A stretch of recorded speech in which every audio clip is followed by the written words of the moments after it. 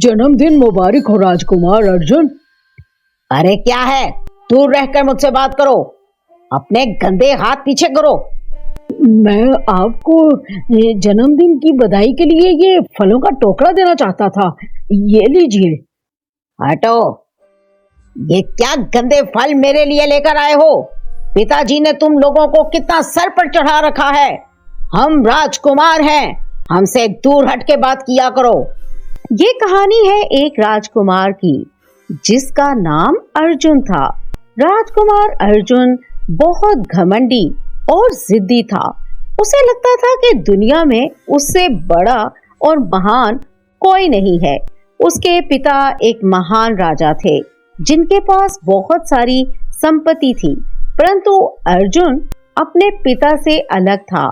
उसका दिल छोटा था और उसमें दया तो बिल्कुल भी नहीं थी और वो गरीबों से बहुत सख्त नफरत करता था।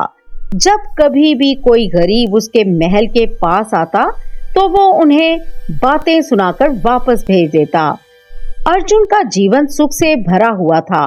उसके पास सब कुछ था, राजमहल, सेविकाएं, सुंदर वस्त्र और सब तरह की सुविधाएं, पर उसके दिल में लोगों के लिए बिल्कुल प्यार और सम्मान नहीं था, जिसके लिए उसके पिता बहुत चिंतित रहते थे।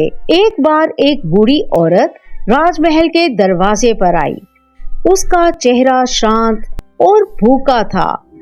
मैं बहुत भूखी हूँ, मुझे कुछ खाने को दे दो, मेरे पास कुछ नहीं है, मैं दुनिया में अकेली रह गई हूँ। तुम अकेली रह गई हो तो मैं क्या करूं? चलो जाओ यहाँ से, सुबह सुबह मेरा दिमाग खराब मत करो। जब देखो यहाँ गरीब भिखारी आते रहते हैं। पिताजी ने पता नहीं क्यों इनको इतनी आज्ञा दे रखी है कि ये महल के अंदर तक आ जाएं। राजकुमार, ऐसा मत कहे, समय बदलते देर नहीं लगती। आज मैं गरीब हूँ तो कल तू भी इस तरह मांगता फिरेगा। चलो यहाँ से चली जाओ, ये महल तुम्हारे जैसे भिखारियों के लिए नहीं है।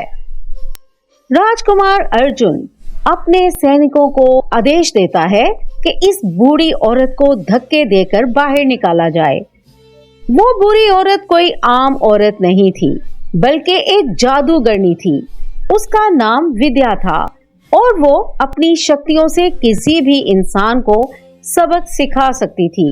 जादूगरनी ने राजकुमार के बारे में जैसा सुना था उससे बढ़कर घमंडी पाया। जादूगरनी ने अपने दोनों हाथ उठाए और एक मंत्र पढ़ना शुरू कर दिया। अर्जुन, तू अपनी दौलत पर इतना घमंड करता है, मैं तुझे ये सब कुछ छीन कर दिखाती हूँ। तुझे अब भूख और गरीबी की असलियत समझना पड़ेगी। राजकुमार जोर जोर से हंसने लगा। तू गरीब औरत मुझे सबक सिखाएगी? इसको धक्के देकर बाहर निकाल दो। अगले दिन सुबह जब अर्जुन उठा तो वो एक सड़क पर था। उसके आसपास कुछ भी पहले जैसा नहीं था। ये क्या, मैं एक आम इंसान बन चुका हूँ? मेरा महल किधर है? मेरे नौकर चाकर सब किधर हैं? ये मेरे कपड़े फटे पुराने क्यों हैं? पास से गुजरने वाले लोग उसे भिखारी समझकर भाग दे रहे थे। अरे मैं राजकुमार हूँ, राजकुमार अर्जुन, वो चिल्लाता रहा, लेकिन कोई भी उसकी बात पर विश्वास नहीं कर रहा था। सब उस पर हंस रहे थे क्योंकि उसका हुलिया ही नहीं बल्कि उसकी शक्ल भी भिखारियों जैसी हो गई थी। मेरी बात सुनो, मैं राजकुमार हूँ, देखो मुझे महल का रास्ता बता दो। राजकुमार अर्जुन? वो घमंडी राजकुमार, उसने हमारे साथ बहुत बुरा व्यवहार किया है। तुम महल में क्यों जाना चाहते हो? वो तुम जैसे भिखारियों की बहुत बेइज्जती करता है। अरे मैं राजकुमार अर्जुन हूँ, मुझे भूख लगी है, कोई मुझे रोटी खिला दो। मुझे तो इन रास्तों का भी नहीं पता कि मैं कहाँ पर हूँ, महल से कितनी दूर हूँ। कहीं मुझे उस बुरी औरत ने शराब तो नहीं दे दिया? मेरी ये हालत कर दी है, अब मैं क्या करूं, किधर जाऊं? उसको दूर खेतों में काम करता हुआ व्यक्ति दिखाई दिया। राजकुमार अर्जुन उसके पास जाता है। वो एक किसान था और बहुत दयालु था। उसने जब एक भिखारी को देखा तो बोला, मुझे लगता है कि तुम बहुत दिनों से भूखे हो, ये लो खाना खाओ और ये लो पानी पियो। ये मेरा घर है, तुम यहाँ पर आराम कर सकते हो। मुझे लगता है कि तुम बहुत दिनों से भूखे हो। तुम कहाँ से आए हो? और यहाँ मैंने तुम्हें पहले कभी नहीं देखा। उस किसान का घर छोटा सा था, लेकिन उसमें कितनी दया थी। राजकुमार अर्जुन उसको आश्चर्य से देख रहा था। अर्जुन की आंखों में आंसू आ गए। मैंने कभी सोचा भी नहीं था कि गरीब लोग इतने बड़े दिल वाले होते हैं।